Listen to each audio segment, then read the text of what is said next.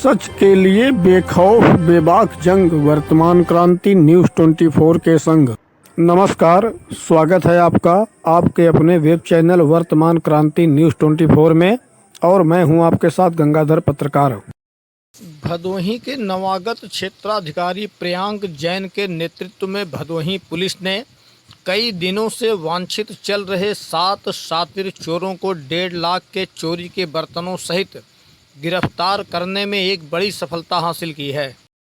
Police अधीक्षक द्वारा जनपद में हो रहे चोरी की घटनाओं को रोकने के लिए चलाए जा रहे अभियान के क्रम में कोतवाली भदोही की पुलिस ने मुखबिर की सूचना पर गुरुवार 1 अक्टूबर की भोर में लगभग 4:30 बजे भदोही के नवागत क्षेत्राधिकारी प्रियांक जैन के नेतृत्व में भदोही के डुड़वा धर्मपुरी के पास से कई दिनों से वांछित चल रहे 7 शातिर चोरों को गिरफ्तार करने में बड़ी सफलता हासिल की है, जिनकी निशानदेही पर पुलिस ने लगभग 1.5 लाख रुपए कीमत के चोरी किए हुए पीतल व फूल के बर्तनों को भी बरामद किया है।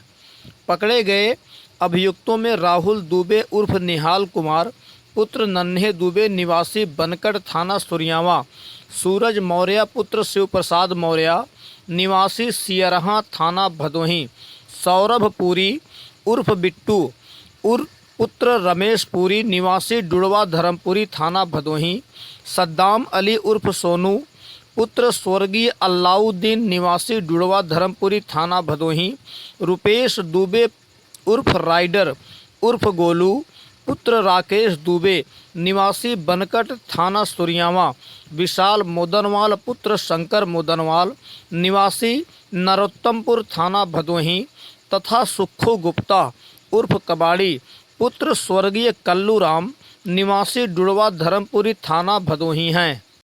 अभियुक्तों ने पूछताछ में बताया कि हम लोग दिन में तालाबंद मकानों की रैकी करते हैं, फिर मौका देखकर रात में चोरी करके सामानों को बेचकर जो पैसा मिलता है उसे आपस में बांटकर मौज मस्ती करते हैं।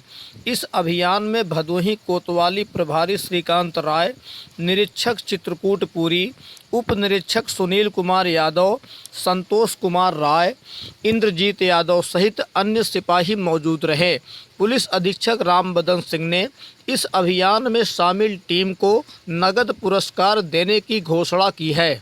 मतलब एक दिन में चोरी नहीं हुई चीज़ें, किस तरह चोरी की प्रक्रिया क्या रही, कैसे चोरी किया? ये बता रहे थे कि घर खाली पड़ा हुआ था, क्योंकि सभी लोग बम्बई गए हुए थे और वहीं लॉकडाउन की वजह से फंस गए थे।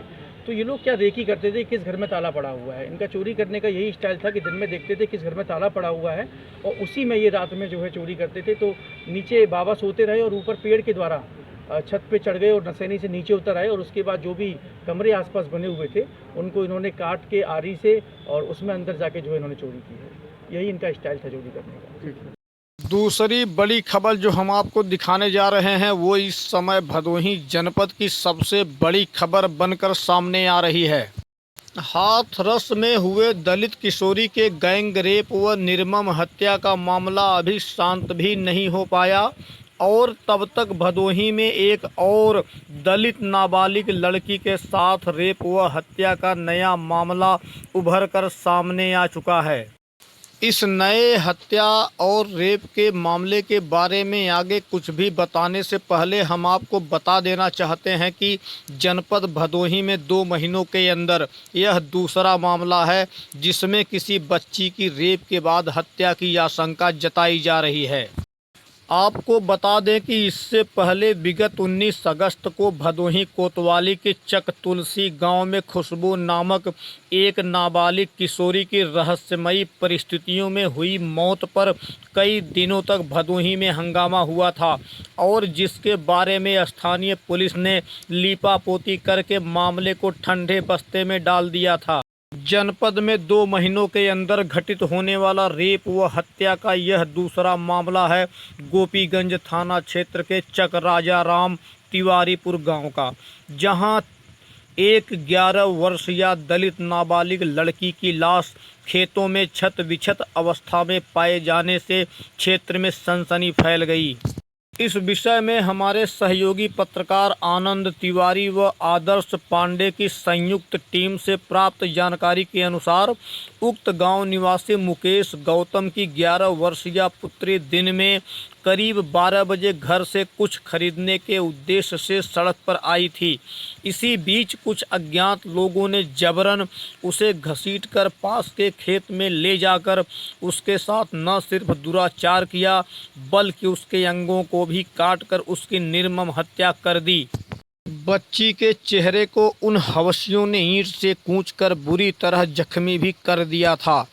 इधर काफ़ी देर तक बच्ची के घर न लौटने पर जब परिजनों द्वारा खोजबीन की गई तो खेत में छत बिछत उसका शव देखकर परिजन अवाक रह गए।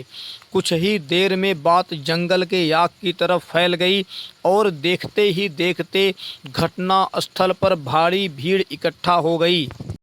घटना की सूचना पाकर भारी पुलिस बल के साथ पुलिस महानिरीक्षक पीयूष श्रीवास्तव, पुलिस अधीक्षक राम बदन सिंह, अपर पुलिस अधीक्षक आर.के. वर्मा, क्षेत्राधिकारी ज्ञानपुर भूषण वर्मा, प्रभारी निरीक्षक गोपीगंज कृष्णानंद राय मौके पर पहुंचकर मामले की छानबीन में जुट गए। पुलिस ने तत्काल शव को कब्जे में लेकर पोस्टमार्टम के लिए भेज दिया। इस विषय में पुलिस अधीक्षक राम बदन सिंह ने कहा कि किशोरी के साथ बलात्कार हुआ है या नहीं, इसकी पुष्टि पोस्टमार्टम की रिपोर्ट के बाद ही हो सकती है। उन्होंने अपराधियों को किसी भी कीमत पर न बख्शे जाने की बात भी कही।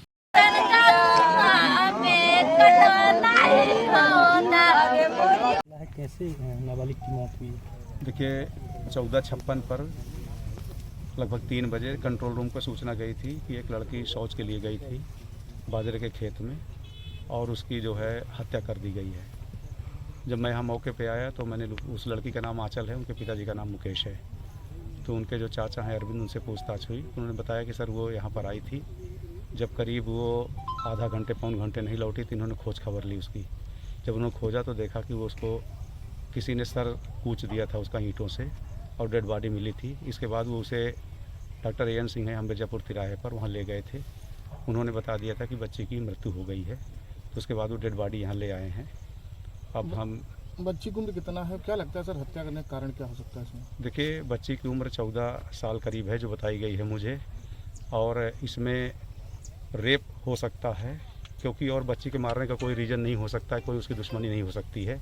लेकिन इसकी जो अंतिम पुष्टि है वो पोस्टमार्टम कराने के बाद ही हो पाएगी। परिजन भी इस बात को कह रहे हैं कि रेप की आशंका परिजन भी जता रहे हैं इसमें। नहीं, मैं भी कह रहा हूँ इसमें कोई वो नहीं है, लेकिन फाइनल नहीं है। यह संभावना हो सकती है क्योंकि और बच्ची को मारने का कोई रीज़न भी नहीं मेरे समझ में आ रहा है। आज के लिए बस इतना ही।